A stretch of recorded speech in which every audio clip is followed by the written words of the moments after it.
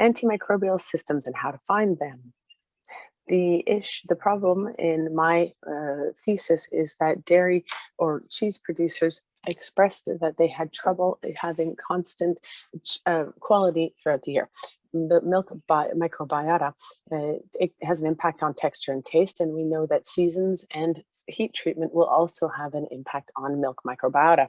Our hypothesis, our assumption for this project is that natural antimicrobial systems in milk will have an impact on the microbiota and will change taste and texture in cheese. Antimicrobial systems test are lactoferrin, lactobacillus, and lactobacillus. And we have 3 proteins that are present in milk in low quantities according to food, feed, and their breed and the season. Antimicrobials have the capacity of working on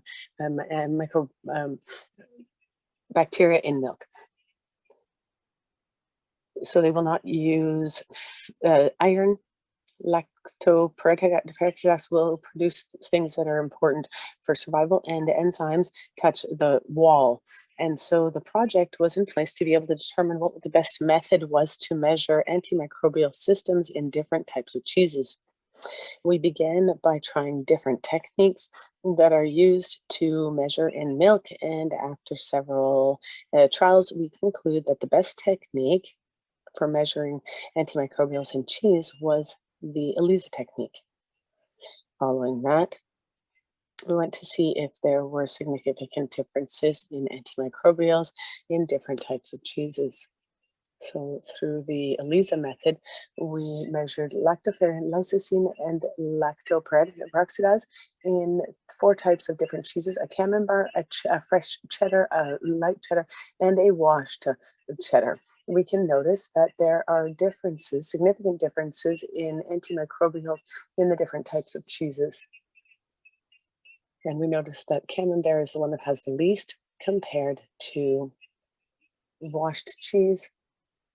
And so the cheeses are quite similar.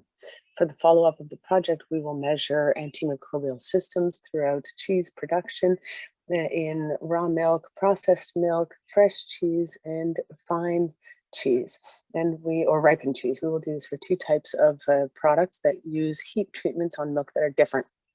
In this way, there will be an overview of all the natural antimicrobials in milk and how they react throughout production. In conclusion, this project will allow us to establish a connection between antimicrobials and the microbiota, and we will also one day we will also feel we'll be able to standardize milk to have quality, constant quality throughout the year. Hello to all. If I said that I was going to be studying this, you may not understand what I was talking about. But if I talk to you about a really nice piece of bread with butter on it, then I think you might understand that. But behind all of this, and behind the consumption by Canadians, this talks about the project of butter.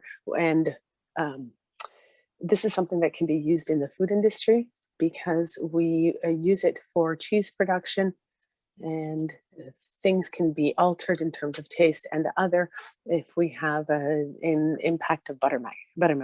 We have fractioning of buttermilk through filtration techniques to improve functional properties and to produce 2 fractions at high added value, 2 rich protein buttermilk, and then in the membrane and in phospholipids.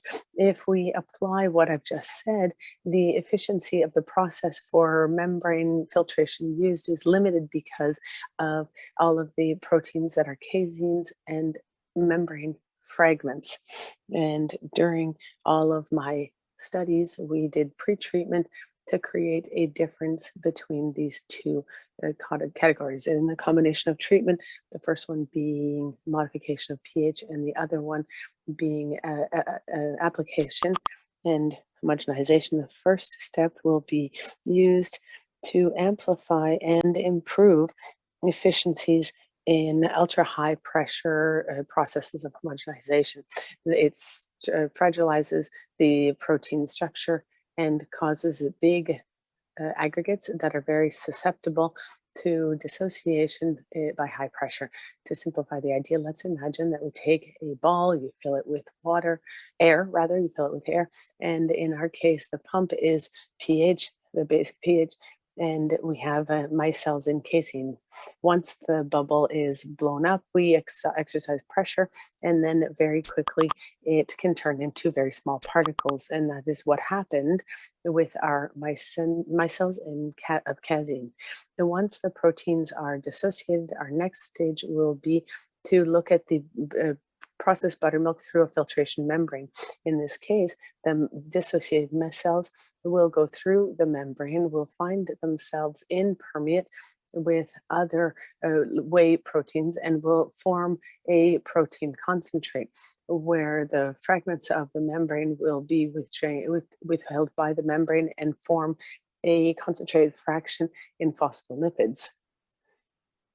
That's how we managed to produce two ingredients with added value destined to be used either for their products or to be integrated into neutral products. Thank you for your attention.